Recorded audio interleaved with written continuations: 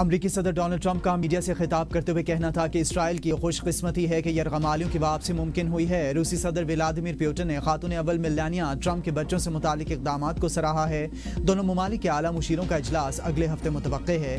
Trump نے ایک بار پھر حماس کو دھمکی دیتے ہوئے کہا کہ غزہ میں حماس مسلسل قتل و غارت کر رہا ہے اور اگر وہ باز نہ آیا تو ان کے پاس کوئی آپشن باقی نہیں رہے گا۔ ٹرمپ نے دعویٰ کیا ہے کہ وہ اب تک 8 جنگیں رکوا چکے ہیں اور نئی جنگ یعنی روس یوکرین تنازع کو روکنے کی کوشش کر رہے ہیں۔ سابق صدر بائیڈن نے جنگیں ختم کرنے کی بجائے نئی جنگیں شروع کیں۔ صدر ٹرمپ نے امید ظاہر کی ہے کہ روس یوکرین جنگ جلد ختم ہو جائے گی اور وہ یورپ کی مدد کے خواہاں ہیں۔ حماس کے لبنان میں نمائندے احمد عبدالہادی کا اجلاس سے خطاب کرتے ہوئے کہنا تھا کہ غزہ میں جنگ بندی کے بعد سیاسی مرحلہ بہت اہم ہے۔ سیاسی اور سفارتی کوششیں فیصلہ کن کردار ادا کریں گی۔ غزہ کا مستقبل فلسطینیوں کے باہمی اتفاق سے ہونا چاہیے۔ حماس نے کہا کہ یرغمالیوں کی لاشوں کی واپسی میں مزید وقت لگ سکتا ہے۔ ترجمان کے مطابق کچھ لاشیں تباہ شدہ سرنگوں میں دفن ہیں جب تک کہ متعدد لاشیں ملبے تلے دبی ہوئی ہیں۔ حماس کا کہنا ہے کہ تمام لاشوں تک پہنچنے میں وقت درکار ہے کیونکہ ان کی نکاسی کے لیے خصوصی آلات کی ضرورت ہے۔ ترجمان کے مطابق ملبہ ہٹانے والے آلات اسرائیلی پابندیوں کے باعث دستیاب نہیں ہیں جس کے سبب کارروائی میں تاخیر ہو رہی ہے۔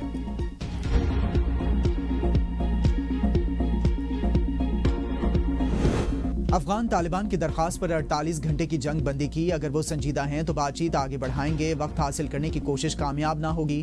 وزیر اعظم کا کابینہ اجلاس سے خطاب کہتے ہیں کہ افغانستان میں دہشت گردوں کو کھلی چھوٹ دی گئی۔ حالیہ کارروائیوں کے بعد صبر کا پیمانہ لبریز ہوا۔ دہشت گرد افغانستان سے آپریٹ ہو رہے ہیں۔ دہشت گردوں نے فوجی جوانوں اور عام شہریوں کو شہید کیا۔ پاکستان اور افغانستان کی طویل مشترکہ سرحد ہے۔ افغان حکومت کو کئی بار سمجھانے کی کوشش کی گئی۔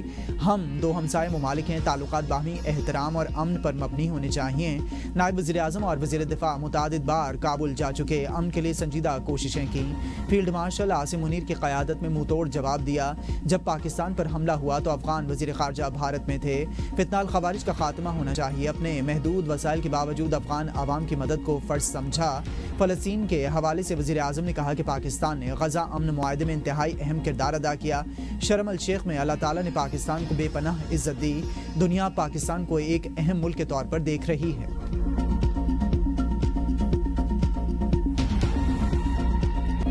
عمران خان صاحب جو ہے مسئلہ تو کریٹ ہی انہوں نے کیا ہوا ہے۔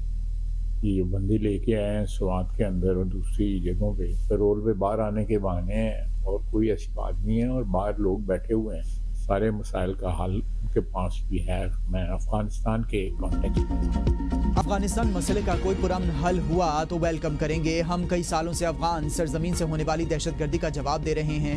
وزیر دفاع خارجہ محمد آصف کی ABN نیوز سے خصوصی گفتگو کہا کہ 2018 تک امن رہا، بانی پی ٹی آئی کے دور میں معاملہ بگڑا، مسئلہ بنایا ہی بانی پی ٹی آئی نے ہے۔ جو مسئلے کی جڑ ہو وہ مسئلہ حل کیسے کر سکتا ہے؟ خارجہ آصف نے بانی پی ٹی آئی کی پیرول پر رہائی کی آفر مسترد کرتے ہوئے کہا کہ تحریک انصاف کے نو منتخب وزیر اعلیٰ نے اپنے دفتر میں پاکستان کے پرچم کی جگہ تحریک انصاف کے پرچم کو دے دی۔ قائد اعظم کی تصویر کی جگہ عمران خان کی تصویر نے لے لی۔ کیا پی ٹی آئی کی پاکستان کے ساتھ حب الوطنی اقتدار سے مشروط ہے؟ بلاول بھٹو کی قیادت میں پیپلز پارٹی کے وفد کی وزیر اعظم شہباز شریف سے ملاقات۔ وزیر اعظم کی پیپلز پارٹی کو ایک بار پھر تحفظات دور کرنے کی یقین دہانی۔ ملاقات میں ملکی سیاسی صورتحال پر تبادلہ خیال کیا گیا۔ اتحادی معاملات پر بھی گفتگو ہوگی۔ پیپلز پارٹی نے وفد میں سینئر افسران نیئر بخاری، راجہ پرویز اشرفی، ندیم افضل چند شامل تھے۔ وزیر اعظم کی معاون نائب وزیر اعظم اسحاق ڈار، رانا ثناء اللہ، ملک احمد خان اور احد چیمہ نے کی۔ وزیر اعظم سے ملاقات سے قبل دونوں اتحادی جماعتوں کے درمیان وفود کی سطح پر مذاکرات ہوئے۔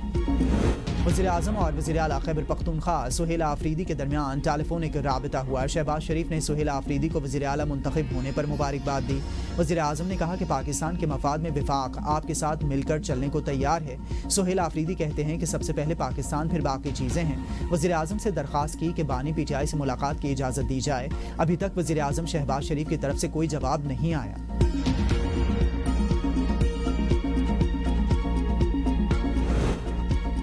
وزیر اعلیٰ خیبر پختونخوا سہیل آفریدی کی بانی پی ٹی آئی سے ملاقات نہ ہو سکی، کہتے ہیں کہ مایوس نہیں کروں گا، بانی کی رہائی کے لیے آئینی اور قانونی راستہ اپنائیں گے، ہمارے پاس پرامن احتجاج کا آپشن موجود ہے، بانی چیئرمین کی مشاورت کے بعد صوبائی کابینہ تشکیل دی جائے گی۔ بانی سے ملاقات نہ ہونے کے باعث وزیر اعلیٰ خیبر پختونخوا سہیل آفریدی کی خیبر پختونخوا ہاؤس اسلام آباد آمد، انتظامیہ نے پرتپاک استقبال کیا اور پھول پیش کیے۔ Chairman P T I barrister Gohar Khan کی خیبر پختونخوا ہاؤس آمد، وزیر اعلیٰ سہیل آفریدی کو منصب سنبھالنے پر مبارکباد دی، کہتے ہیں کہ خیبر پختونخوا کی نئی حکومت عوام کی توقعات پر پورا اترے گی۔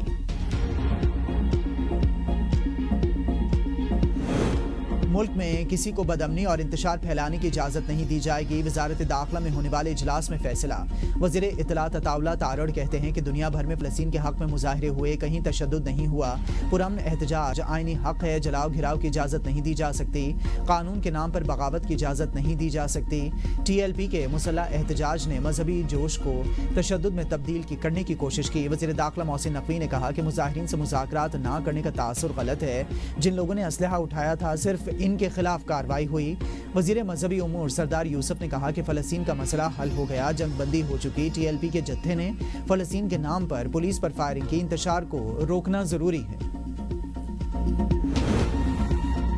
پنجاب حکومت کا بانی پی ٹی آئی کے اشتعال انگیز ٹویٹ پر پیکا ایکٹ کے تحت مقدمہ درج کرانے کا فیصلہ۔ وزیر اعلیٰ مریم نواز شریف کی زیر صدارت اجلاس میں ریاست کی ریٹ کو چیلنج کرنے والوں سے آئینی ہاتھوں سے نمٹنے کا فیصلہ ہو گیا۔ مساجد اور مدارس کو تشدد کے فروغ کے لیے استعمال کرنے والوں کے خلاف دہشت گردی کے مقدمات درج ہوں گے۔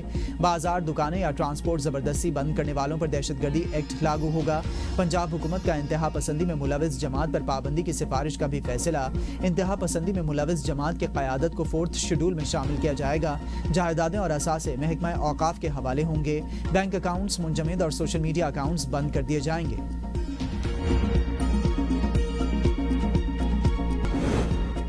پارلیمنٹ کی اہمیت ختم، جعلی مینڈیٹ کو نہیں مانتے، کارکن اسلام آباد جانے کی تیاری کریں۔ مولانا فضل الرحمان کہتے ہیں کہ سی پیک روٹ آپ کے لیے ہے، اسلام آباد جانے کے لیے تیاری کریں۔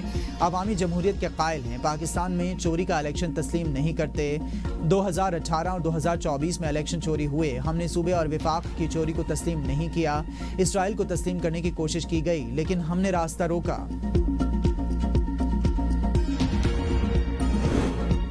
بانی پی ٹی آئی کی نیک نیتی پر ریاست کو یقین آ جائے تو ان سے کام لیا جا سکتا ہے۔ رانا ثناء اللہ کہتے ہیں کہ جس سے معاملہ خراب کیا ہوتا ہے اس کو ٹھیک کرنے کا بھی پتہ ہوتا ہے، ریاست کو مطمئن کرنا بانی پی ٹی آئی کا کام ہے۔ وزیر اعظم نے اچھا کیا، آئین اور قانون کا تقاضا ہے کہ وزیر اعلیٰ کو مبارکباد دی جائے۔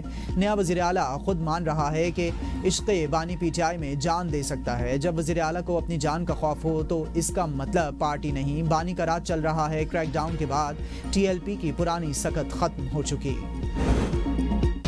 قومی اسمبلی میں نامزد قائد حزب اختلاف محمود اچکزئی کا اراکین قومی اسمبلی کے اعزاز میں عشائیہ۔ اراکین قومی اسمبلی کی شرکت، سیاسی اور پارلیمانی امور، تحریک تحفظ آئین پاکستان کے آئندہ پلان بارے مشاورت، آئین کی بحالی کی تحریک سے متعلق پروگرام کو جلد حتمی شکل دینے کا فیصلہ، بحالی آئین تحریک کی سرگرمیوں کو مزید تیز کرنے پر اتفاق کیا گیا۔ وزیر اعظم شہباز شریف سے ایم کیو ایم کے وفد کی ملاقات، بین الاقوامی اور ملکی مجموعی صورتحال پر تبادلہ خیال، شہری علاقوں کی ترقی، جاری منصوبوں اور فنڈ سے متعلق بھی گفتگو۔ وفد میں گورنر سندھ خالد مقبول صدیقی، فاروق ستار اور دیگر رہنما شریک تھے۔ گورنر کی شہباز شریف کو مصر میں غزہ امن معاہدے میں شرکت پر مبارکباد، کہا کہ وزیر اعظم کی قائدانہ صلاحیتوں پر پورے پاکستان کو فخر ہے۔